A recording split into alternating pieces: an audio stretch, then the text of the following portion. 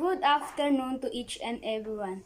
I am Ana Lindindo Sabdola from the reporter of Lesson 4. Today, we will discuss about the types of subject. So, when we say subject, what comes in your mind? So, for me, the subject in terms of art, it is refers to the main idea that is represented in the artworks. And also, it is basically the essence of the piece.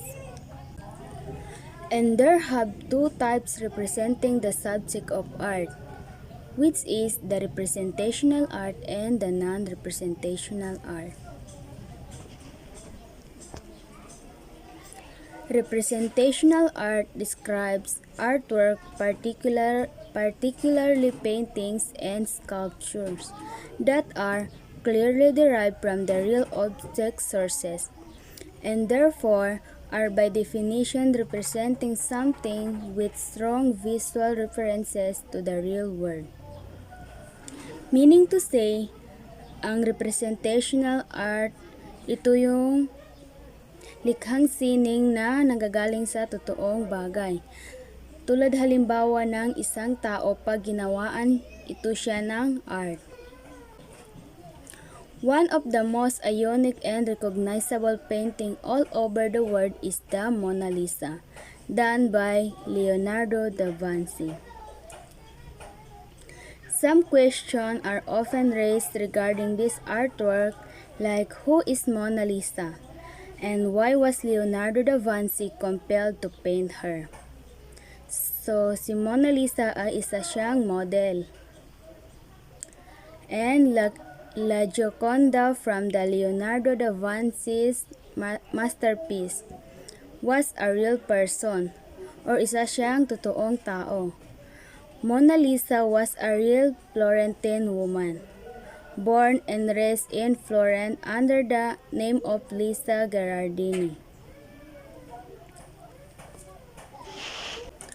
Portraits such as Mona Lisa are good example what is called representational art. So si Mona Lisa ay isa sa mga halimbawa ng representational art. This type have subjects that refer to objects or events occurring in the real world. Representing artwork aims to represent actual object or subject from reality.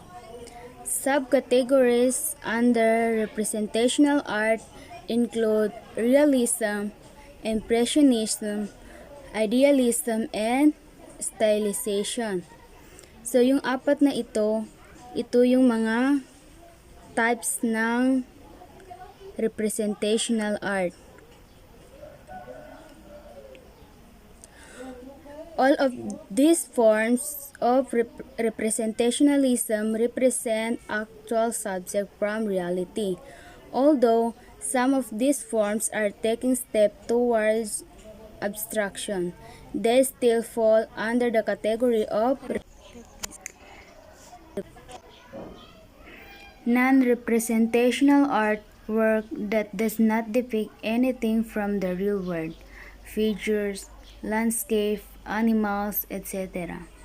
Non-representational art may simply depict shape, colors, lines, etc. Tulad halimbawa ng gawa ni Pablo Picasso, A Head of a Woman Mozin.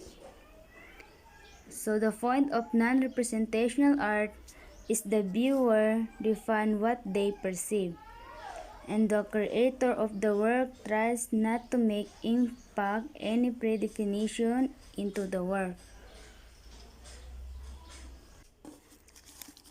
One source of the confusion in the notion that non-representational art is the same as abstract art. So bakit nga ba sila magkapareho ng non-representational art? Because abstract art is always connected to something visual from the real world.